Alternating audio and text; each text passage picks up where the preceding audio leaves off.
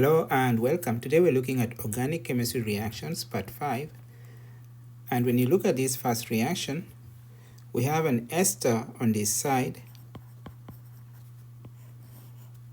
which is then reduced with a weak reducing agent, Dibal, diisobutyl aluminum hydride, and as a result, you end up reducing it to an aldehyde.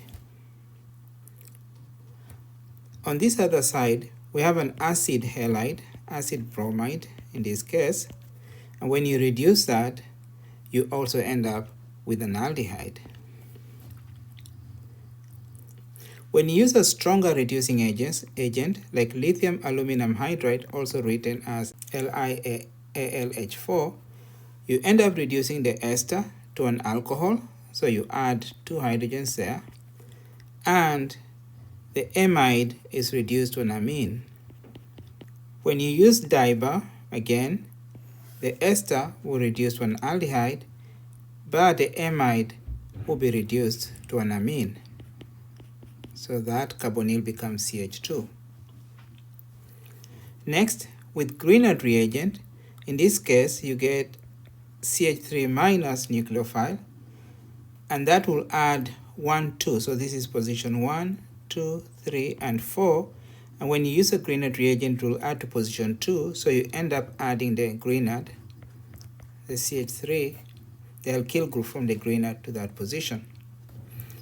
In the next reaction, we have a Grignard reagent and copper salt. Anytime you have copper salt or you have a cuprate, that makes it a softer nucleophile, and therefore you end up adding the Grignard to the position 4. So that's a 1,4 addition, and as a result, you end up adding the alkyl group, which is CH3, at that position. Next, reaction with LDA. Anytime you see LDA, that's a bulky base, a hindered base, and it's used for making enolate. So you will deprotonate the alpha position, which has that hydrogen. The LDA is a base. It will abstract that proton, and then the bond electrons will flow to form a double bond at that position, and you end up with an enolate. So you end up with an O minus at that position and a double bond there. So that's an enolate. Then next, enolates are good nucleophiles, and see what happens. You end up with a minus charge coming back to form a double bond, and then the alpha position now carrying out an SN2 substitution, so replacement of the Br, and therefore you end up adding the alkyl group to the alpha position.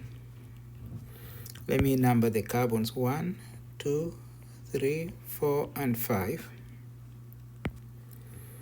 So you have 1, 2, 3, 4, and 5, and that will be the product.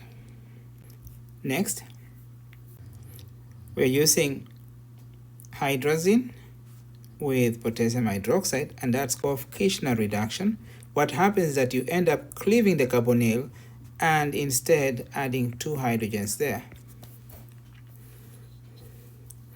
In this next reaction, it's similar to what we just saw with Wolff-Kishner reduction, but this now is called Clemensen reduction, where you use zinc and HCl.